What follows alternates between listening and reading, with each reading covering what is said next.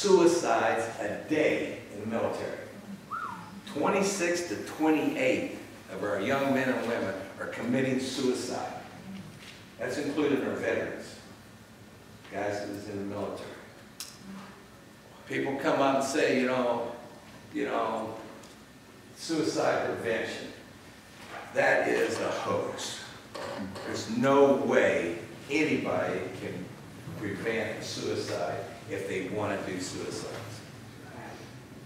You know, suicide reduction. We got to train our medical personnel. Right now, a lot of doctors, nothing more than legalized pushers. You know, they drug them up. They're misdiagnosing PTSD and TBIs, traumatic brain injuries from explosions and stuff like that.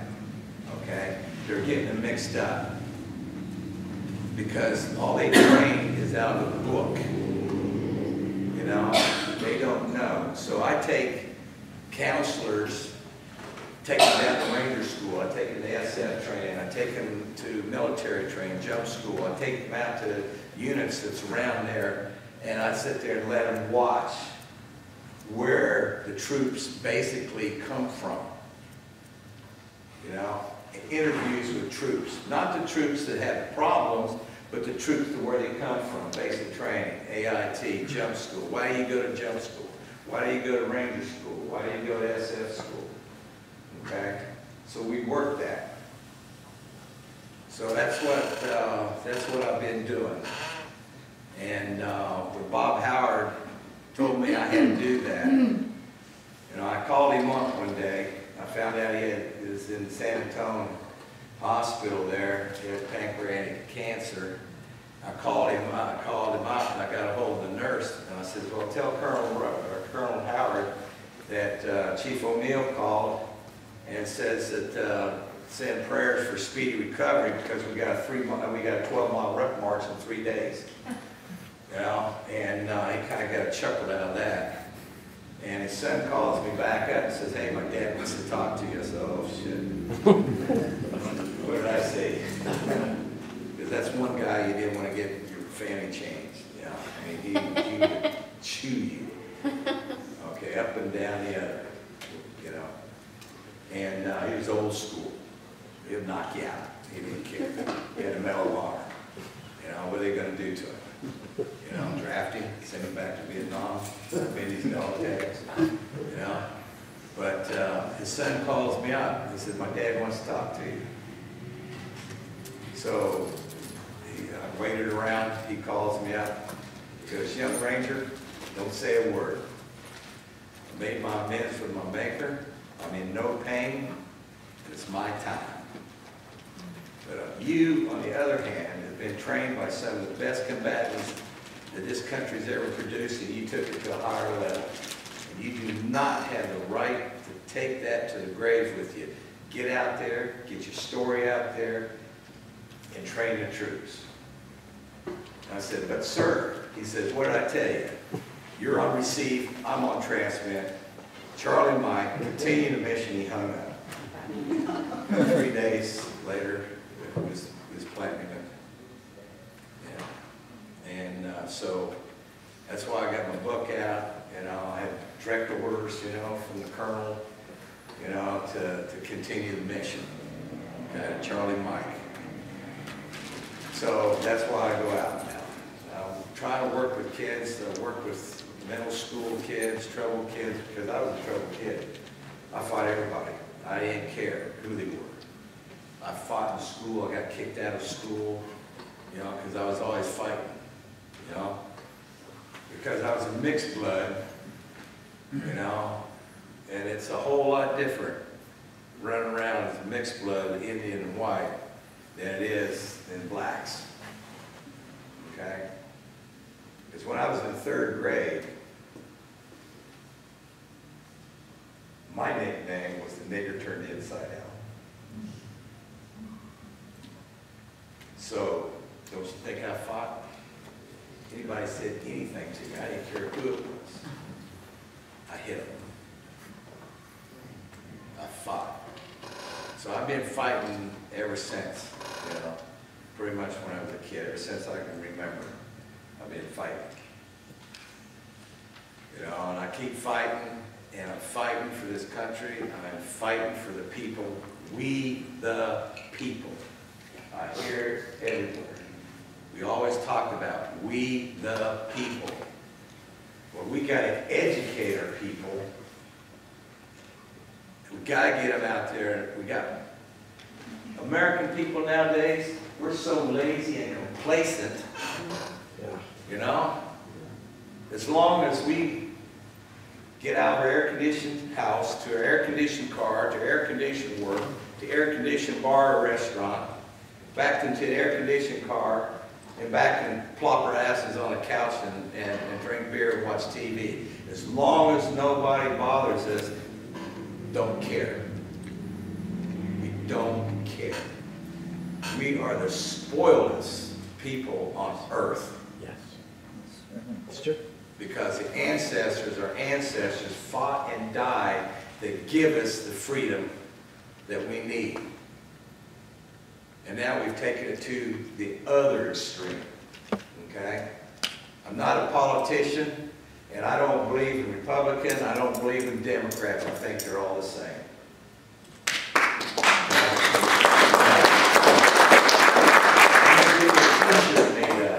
Okay? Because I think the Republicans assassinated the elephant, and they put their head on the head of the donkey in the progressive liberalism has gone all the way to the far left, and now they got their head on the other ass of the donkey. We got a two-headed donkey that's just eating and filling up full of shit. And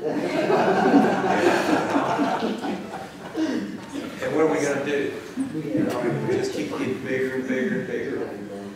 Pretty soon it's going to implode.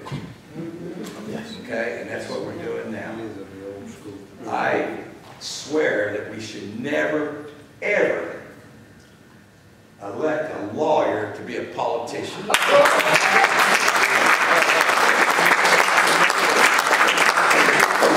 tell you, man, that's the most crookedest people I've ever met in my life. You know, we need them. But they should not be public. They should never, ever be in a public house. Because they write the laws that fit them in their own language, and the laymen can't understand it. So they get away with everything because they hide everything. There's always, I don't care what amendment they have, there's always hidden agendas underneath it or between it. Yes. In little word terminologies. Okay? And we vote for it, but we don't even get a chance to read it. We can't understand it because it's not English. It's lawyerism. Legalese. Liar. You know? Only time I needed a lawyer is keep me out of jail when I got to fight downtown. You know? But the main thing we need to do, you know, get up here, preach and preach and preach. We're all preaching to the choir here, you know. A lot of you guys have served in law enforcement, a lot of you guys have served in the military. But you can tell the bearing of the individual and the way they carry themselves. It's called pride. Pride and red, white, and blue. We need to get our flags back in school. We need to get prayer back in school. We need to get God back in our lives. Amen. And we need to teach our kids how to be an American. How to be an American. I go around to high schools and stuff, and I tell you, you know, we used to have, you know, civics, we used to have government, we used to have American history. You open up an American history book, you open it up, and from 1774 to 1814, here's a paragraph. Yeah. Okay? The American history, they're trying to change it in schools. American history and these new history books don't start until after Civil War. the Civil War. And it all starts with slavery. Yep. That's where American history, these young kids, all they see is America started with slavery. What kind of country starts with slavery? Why is America? You know, and they take the pride away from America. They're destroying our kids with propaganda. In 1954, the KGB targeted our education system because the education system was the weakest part of our country. And it worked. And look at it right now. What did they say our president, he went to Harvard Law School? Okay? Maybe. You know who is the dean of Harvard Law School? What he does? He is the president of American Communist Party. The dean of the law school at Harvard. Okay? I teach kids how to vote. You know, when they get old enough, when we're doing assemblies. I was in a state, and I ain't going to say what state it was. I had 14 kids in an assembly. I asked one question. How many of you guys knows what the Citizen Rule Book is? Nobody can answer it. So that's the Bill of Rights. The Citizen's Rule Book is the Bill of Rights.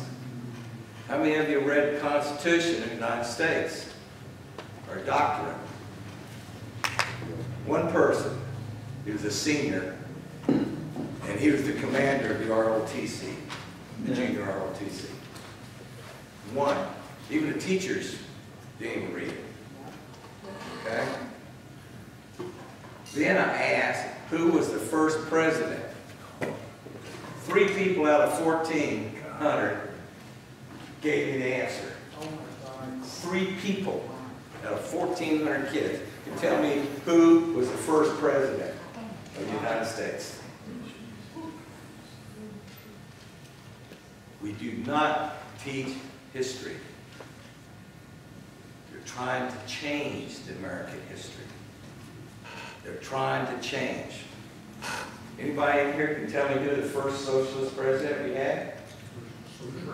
First socialist president of the United States? Woodrow Wilson. FDR. Wilson. Wilson. Okay? 2 big money guys told him, we will pay 100% of your campaign if you become the President of the United States.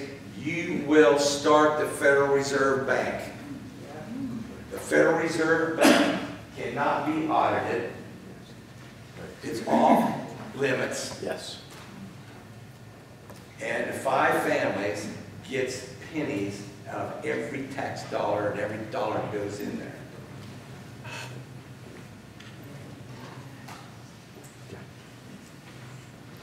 You know, I wish I was king for a day, man. I'd fire a whole lot of people. I would fire every politician we have, especially if he's got a law degree. You know? I never worried about politics until my latter years in the military because I was too busy. I wanted to be the best soldier, the best warrior. I wanted to be the 1% of the 1%ers. You know? 1% of Americans serve this country in the military. 1%. Then you have those 1% that goes to jump school. Then you have 1% of them go to Ranger school. Then you have 1% of them that goes to SF school. Then you have 1% of them that are in the Tier 1 units. Now, I've always strived to be the 1% of the 1%ers. And we got to teach your kids that mentality. Be the 1% of the 1%ers in your school. Be 1% of the 1%ers in life. To learn how to be American. When we went to school here, we learned how to be an American. We learned to pledge allegiance to the flag. Every morning, we stood up and said, pledge allegiance to the flag. And we knew what that flag meant. Yes. From the beginning. We knew what our forefathers sacrificed, their wealth, their lives, everything, to give us freedom for our grandkids, our great-grandkids. I'm not worried about me. I'm worried about my grandkids. I'm worried about my great-granddaughter. I'm worried about how their future's going to be. Where is America going to be in 10 years? With what administration we're having now, the leaders we have now, I don't even call them leaders, they're managers.